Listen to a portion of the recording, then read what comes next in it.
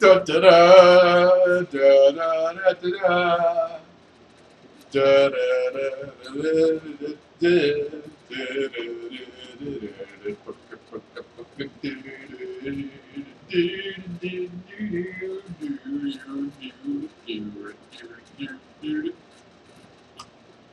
props for anybody who can guess where that's from.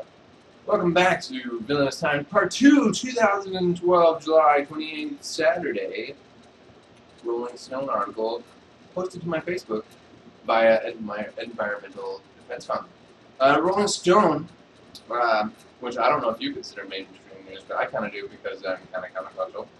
Counterculture, anyways, posted a news article today about how terrifying the basically ratio of records being set for highest temperatures in the U.S. alone reached 3,200 records this year on highest temperatures for like day and month and hour and zone and city, and like that's pretty intense.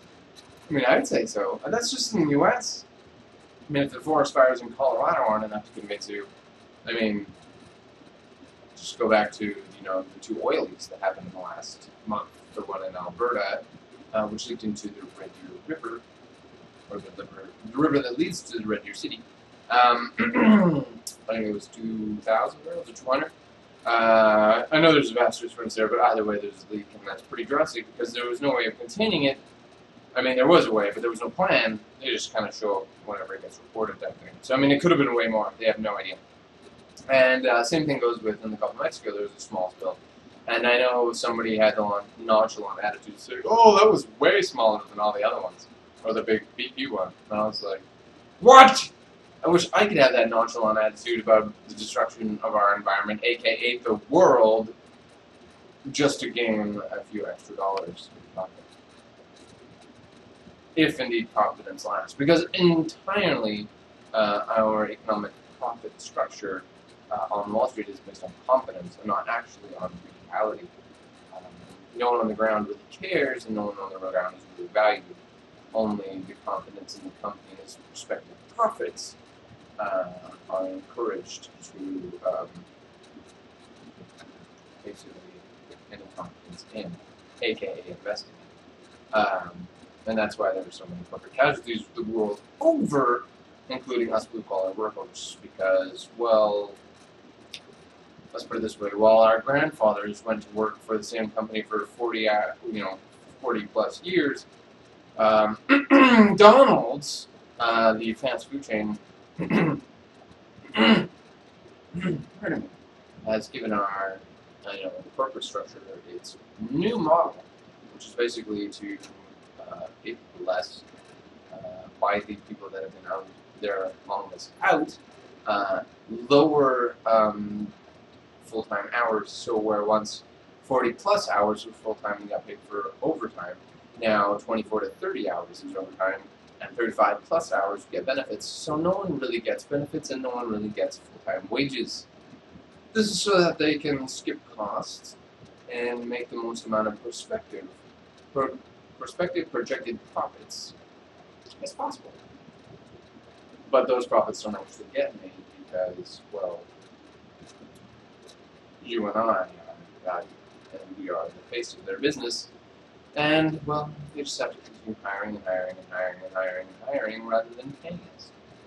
But see, they don't actually see that because, well, they're blind to such things because they don't realize opportunity about our objectives.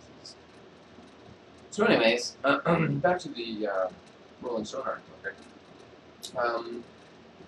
Our world's in dire straits. It is what we gain our resources from, and it is not infinite.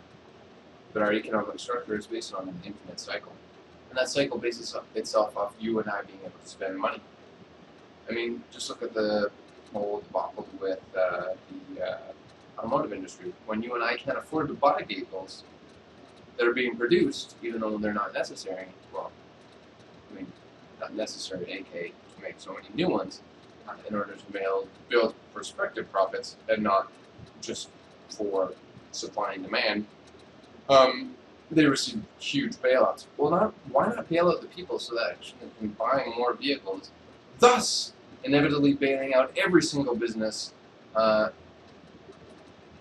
its wake? Why? Because that's not logical. Especially since corporations are citizens, and so are you and I. So I guess bailing us out is less valuable than bailing out a single individual for billions of dollars. Which makes total sense to me. Not really. I don't understand that. I mean, I do. And we could go in depth into that, but that's not what this is about. This is about the environment and our destruction of it. So please be aware of what you're doing. Every day. Please recycle. Use. Except for pumpkins. And apple core. Apple seeds you can use, but not the core. If you eat the apple core, with the seeds, I'm okay with it. So thank you so much for stopping by for Villainous Times. You can read the article I posted to my YouTube, Facebook, pardon me, Facebook. This is YouTube. That's Facebook. Posted it to the Facebook. And to my Twitter. Hopefully you guys, I get some followers in the future. Thanks so much for stopping by. I appreciate you all. Next week is going to be super more structured. This is just totally spur of the moment, as per usual.